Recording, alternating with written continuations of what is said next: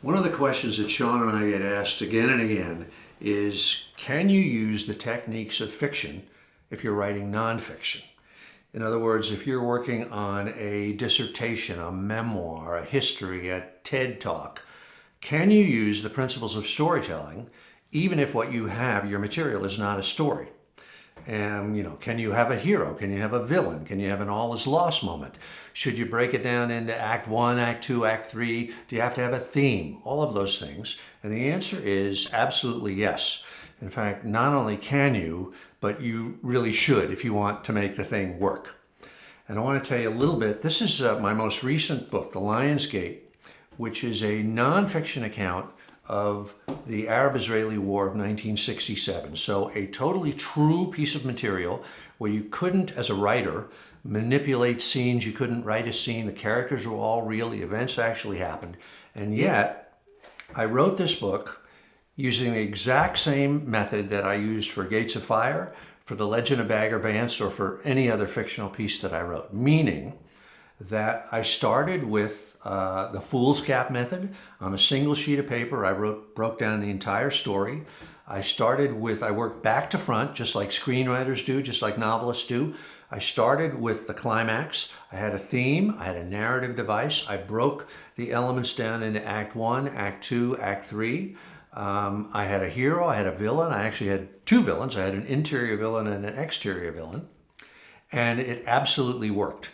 And the weirdest part of it was the characters. I mean, if you think about, this was a true event that happened in recent history. So before I started, I didn't know who the characters were because you haven't met them yet. You don't know what they're going to say. You don't know what they're going to do. And yet, so I didn't know that till I went to Israel and interviewed, 70 people for 400 hours.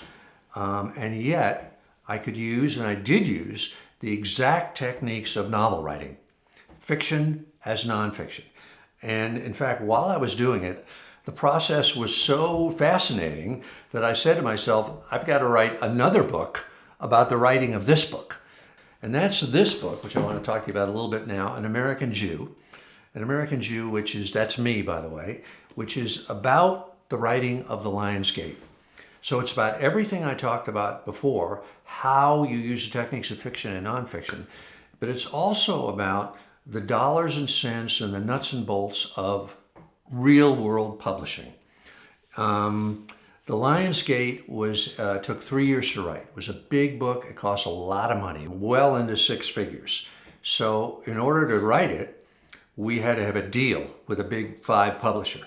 So it's about the process of evaluating the concept in terms of its commerciality, of writing a book proposal, of approaching big five publishers, of handling a multi-offer situation. And the book is also about my own personal odyssey in the experience of writing this book, in the sense that I was like the most secular American Jew you could possibly imagine. No bar mitzvah, couldn't speak Hebrew, couldn't spell shalom, had never been to Israel. We celebrated Christmas in my big Christmas tree, Santa Claus, the whole thing. And then suddenly going over there, finding myself at age 60 plus, totally immersed in that world of the Middle East, of my own Jewish heritage, and et cetera, et cetera. It was a real life changer, a personal odyssey. So that's what it's about too. But mainly it is a look inside my head, inside the process of a writer. It's a little bit like The War of Art, a little bit like Do the Work, except much more personal and more project specific. So I don't really expect this book to sell 10 copies to the general public. It's for writers. I hope it will be of help to anybody that is facing a long-form fiction or nonfiction project and could use a blueprint of how that process worked out for another writer, for me.